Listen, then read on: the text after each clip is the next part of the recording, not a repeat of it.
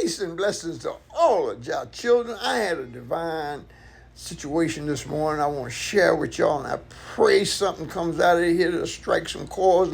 And so, as Bob said, catch a fire. You can catch a fire. I mean, come alive and be awakened to some things that's going on within you. I was speaking with these young men, and shout out to y'all. Salute y'all for come sitting in the dust with the roster man, allowing me to pass some of this mess on. But see, here's the whole thing. A lot of people talk as if on demand, no, I don't. You got to show me a certain acumen. You got to show me a certain passion.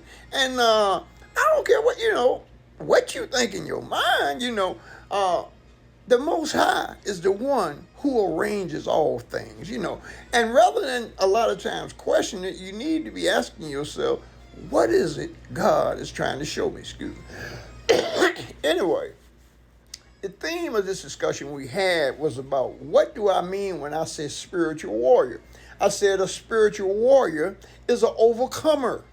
He's someone who, in spite of what comes in life, he doesn't let it do him. He does it, or he turns what they say, take lemons and make lemonade out of. I've been told sometimes, while I was in prison, that I was giving hell a bad name. Now, insofar as anything on this side of creation, prison is hell. Prison gives you physical, everyday situations. And I'm going to tell you something else, because a lot of people don't understand the fact that in prison, it is necessary for the staff there to apply or try to institute behavioral modification. They of course, it's important that they modify behavior. The courts done sent us in there. Excuse me again. And they have given us this particular, all these different type of characters. And don't get me twisted, down some sick puppies up in there. And I myself was among them at one time. So, my behavior was modified. But don't get it twisted. It wasn't the gun towels. It wasn't the barbed wire. It wasn't the fear. My becoming a spiritual warrior was me going into the war going on within myself. See, they were doing things externally to sort of like stimulate me to, to snap and get right. But I'm going to tell you right now, I was too ignorant to even see that.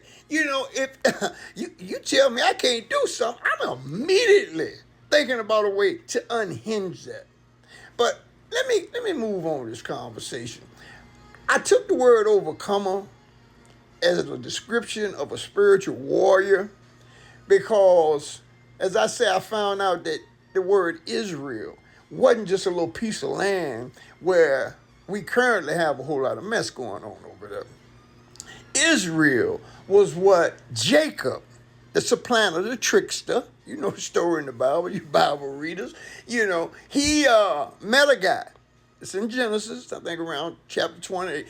He met this guy, the man of God, and he wrestled with him all night. He kept asking him all night, what's your name? The man of God would never give him his name, tell him what his name was. And they wrestled till finally the man of God said, this fool, he ain't going to give up. So he touched his hip, and he got a limp, okay? And he said, look, your name ain't Jacob no more. You ain't no tricks and no supplanter. Your name now is Yisrael, Israel. We say Israel, but it's actually Yisrael. And the definition of that was he who overcomes becomes a prince among men. Or him, God first is going to contend. See, God give us tests.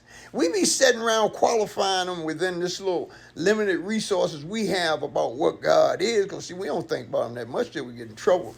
But the fact of the matter is, God teaches us his nature through struggle and strife. See, one of God's attributes is long-suffering.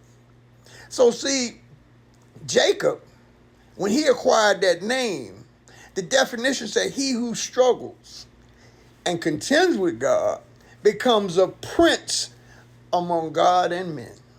And I just said, hey, If I'm gonna go at this thing like this, I'm all in. I'm going in, balls to the wall. Let's get it. All right. So this is how I was explaining to them what a spiritual warrior is.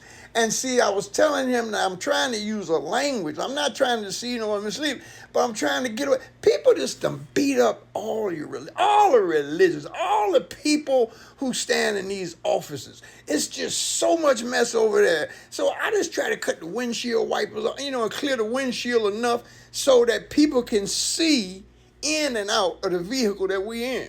Okay, in prison, yes, they use behavior modification. Yes, there are, as I said, upstages, such as I was in there for many years.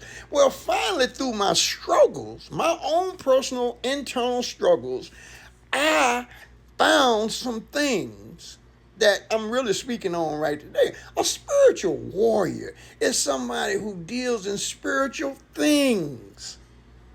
I found out that my healing was going on the inside rather than the outside. I started discovering why the ascetics, why they practice separating themselves and pretty much learning to become rich by what they don't have.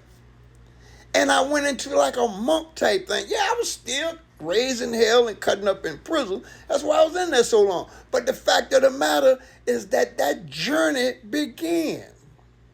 See, when I tell people I'm not so much religious, religion to me is an institutionalization of something. It's not. Yeah, I'm not beating up on anybody. Whatever path you take to truth, and if it brings out the best in you, man, I'm supporting you. No, we ain't got to agree on everything. No. If you're doing good things, I want to find some way to support you. But now you can't tell me how that is, because we have to establish a trust between one another that we are equals here. And we are operating in different capacities. Like I said, if you send me to go get a car and I come back with a hubcap, you say, man, what you doing? That's a hubcap. If I come back with a mirror, but those parts make a whole. Paul talking about this in Corinthians. But now we have to have, and here come the Rasta side of it. Rasta is my culture, yeah. But see, what I'm saying is, just like with growing the dreads, if you're going to stop and just look at what, and I'm not speaking for everybody. I'm just telling you what the true purpose and everything of it. If you're stopping worrying about my hair, how you going to get to my heart? How you going to see my spirit? See, so we get these distractions. And let me tell you something. The devil's greatest tool is distractions. So a spiritual warrior is a person. He's got the higher command, everybody behind him. Don't nobody see that. But now he's on a journey, and he is moving by the Holy Spirit. We worship God in spirit, not in flesh and all this type of thing. But see, now we got a world where people put things before people.